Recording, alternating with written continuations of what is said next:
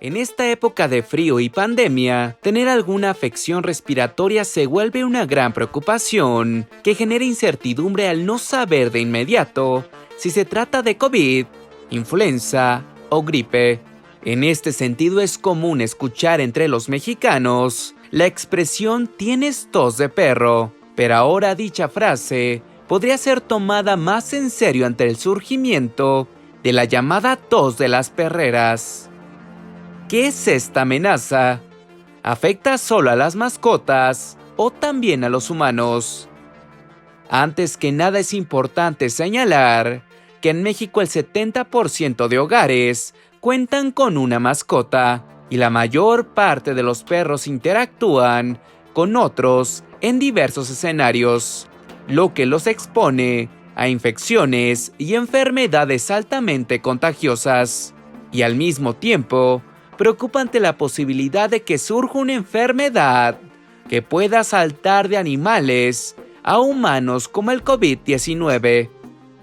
Ante estas enfermedades se encuentra el complejo respiratorio infeccioso canino, mejor conocido como tos de las perreras, enfermedad muy contagiosa del sistema respiratorio superior que puede afectar a perros de diferentes edades.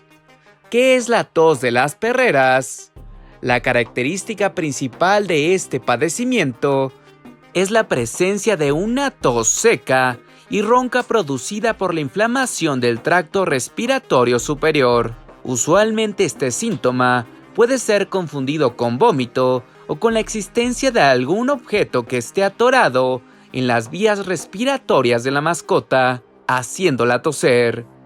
Si no se trata a tiempo, la tos de las perreras puede complicarse en neumonía, poniendo en riesgo la vida de los animales.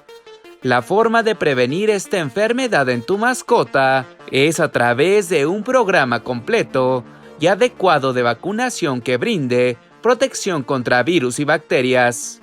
Cabe señalar que con la llegada del frío, la tos de las perreras aumenta su incidencia y debido a su fácil transmisión a través de las exhalaciones de los perros cuando tosen y estornudan, por lo que los perros no vacunados corren mayor riesgo. A pesar de que es muy contagiosa entre mascotas, de momento no representa un riesgo para los humanos, pues no existe registro de ningún caso de contagio de animal a humano. ¿Conocías esta curiosa enfermedad canina? Te leemos en los comentarios.